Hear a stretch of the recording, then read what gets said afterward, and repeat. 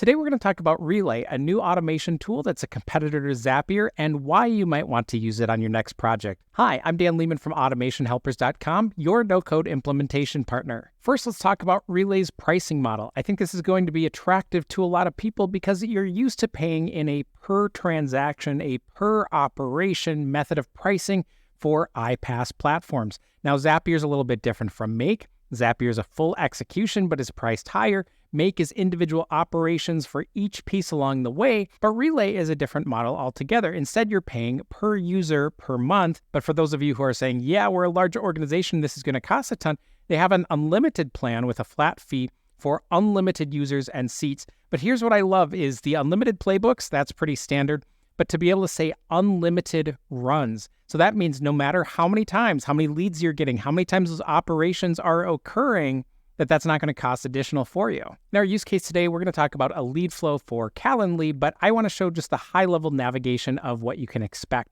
So over here on the left-hand side, this can be docked, by the way, to open up some free space. We've got our playbooks. Playbooks are going to be the different scenarios, the different automations that we have. Then we have our inbox. This is going to be for things like approvals that come through here. We've got a link to different guides that we can browse, and then we've got our integrations and which ones are currently authenticated. Creating a new playbook is as easy as clicking this new playbook option up at the top, and then here's where we choose a trigger to kick off this process. When you click on Add a Trigger, you can see we have lots of different options. Now, there aren't as many options as other iPaaS providers out there, but you can see that these are really the high-volume tools that you're probably used to using in the first place. Other things I appreciate, we can start runs manually. If we want to kick this off, we can put it on a recurring schedule, or we can have an incoming webhook, which means we can kick this off from some other application if you have some button or automation that triggers this in the background. I've opened up my Calendly playbook, and here we can see navigationally, we've got our playbook, which is where we actually construct the playbook itself. We have our runs, which shows the active and completed processes that we've done. We have our activity, which gets really granular. We can see down to those step levels what exactly is happening, and as we're editing that, if we head back into our playbook, we've got a nice little area where we can test our automations. We can also see our data of what's currently flowed through the application. Now let's talk about the actual automation that we're going to build. So right here, I have a very basic Airtable base. What I'm using is a people table or a contacts table of different individuals. Then we've got events, which are going to be created as we book Calendly events. Now let's test this from the outside. I've got a Calendly event here. I'm Bruce Wayne. I've got my email, and I'm saying, hey, here's a huge paragraph about my Airtable setup and what I want it to be able to do. And we're going to summarize that using AI in just a moment. So let's go ahead and schedule that event. Now, inside of the UI, we'll actually have a notification that this is running. At this point, we now have a playbook that's in process. We can see this in action and take a look at our active runs that we have going on. And inside of Airtable, because this contact Bruce Wayne had not yet been created, it's creating the contact record. It's also creating the event and linking this to the attendee Bruce Wayne that was just created. And we're going through an approval process to send an email. Now we're using Slack for this approval process. I'm getting a notification from Relay to be able to send an email to the client. I want to check over this email before I automatically send it to them. So what's happening is it sends me this notification. Here's what the email is going to look like. Hi, Bruce. I look forward to our meeting to discuss your Airtable solution inspection project. So that's actually using AI to summarize what that person initially input so we can inject it in the email. But I don't always trust AI to come up with the right decisions, which is why I want to manually inspect that. Great. So if I had an issue with this, let's open it up in Relay, which is going to take me to that instance of the process so we can take a look at it. So here's where we've got that information coming in, our date, time.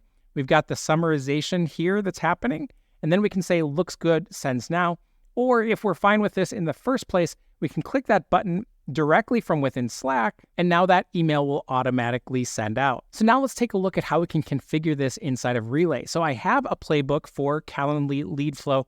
I've set up a trigger to run on Calendly, and specifically, I can search from which calendars that I have that I want this to be able to pull from. I really like how we can easily select records to be able to test it. It makes sense for me in terms of being able to see this data easily as part of the actual trigger. Next, we've got our action for when the run actually starts. So I'm getting a record from Airtable, and what I want to do is match and see inside of Airtable, does a contact record or a people record already exist that matches this email address? So now I'm saying we can add conditions. This is pulling from Airtable. Does that email match? And take a look at this UI. I love this. I can pull from Calendly, and I can just hover over and pull the different attributes that I'm looking for. So this was really easy to be able to say, hey, let's just pull that invitee email. There's not really a technical process behind this. It's just easy to be able to select the apps that we're already using. Now, in this case, we know that a couple scenarios might occur. We might find that contact record by the email address, or we might not. And so we want to create paths that answer both of those issues.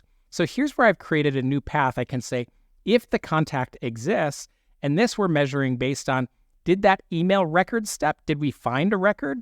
If so, if that's set, now we'll go ahead and create the event for it. We don't need to go through the process of creating a new contact. On the other hand, if the contact does not exist, which means it did not follow that first path, then we're going to first create that people record. And again, here's that easy mapping we can do. We can say first name, last name, email, any attributes that might come over from Calendly. And you'll notice here that in any of these steps, we can create that review process. Now, you don't want to make these right and left all the time because you want to automate your process, but this is really helpful to be able to say on any of these steps, we could potentially have human intervention if we want to. Next, we'll create that event record here. And so the event record, very similar, we can map to data from the Calendly, which is our notes.